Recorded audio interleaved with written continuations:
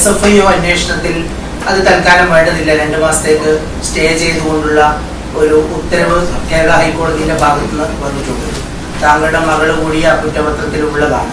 ആ തലത്തിൽ താങ്കൾക്ക് ആശ്വാസമുള്ള ഒരു വിധിയാണോ? നിങ്ങളുണ്ടല്ലോ ഈ അസംബന്ധം ഇങ്ങനെ പറഞ്ഞുകൊണ്ട് എഴുന്നള്ളിച്ചുകൊണ്ടിരിക്കുന്ന ഒരാളാണ് കേട്ടോ.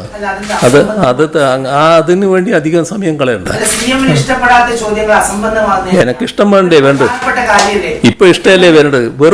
വെറും ഇത്തരമൊരു കാര്യം പറയാൻ വേണ്ടി മാത്രമായിട്ട് അവസരം എടുക്കരുത് കേട്ടോ. അത് അസംബന്ധമായതുകൊണ്ട് തന്നെ അസംബന്ധത്തിന്റെ ശീലക്കാരനാണല്ലോ നിങ്ങൾ. അതുകൊണ്ട് തന്നെ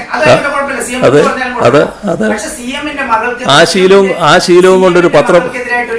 ശീലം കൊണ്ടൊരു പത്രപ്രവർത്തകനായിട്ടിരിക്കരുതെന്നാണ് ഞാൻ പറയുന്നത്. അത്തരം ഒരു ശീലവും കൊണ്ട് പത്രപ്രവർത്തകനായിട്ടിരിക്കരുത്. അത് മനസ്സിലാക്കാൻ ആദ്യം തയ്യാറാകണം കേട്ടോ. ശരിയാണെന്നല്ലേ? അല്ല അത് ശരി, അതങ്ങനെ ഞാൻ ഈ പറഞ്ഞ കാര്യങ്ങൾ നിങ്ങൾക്ക് പൂർണ്ണമായി ബോധ്യപ്പെട്ടല്ലേ കാണുന്നത്? അല്ല അതും കൂടി പറയുന്നുണ്ടെങ്കിലേ നമുക്കത് കൂട്ടി വെക്കാലോ അങ്ങനെയാണെങ്കിൽ.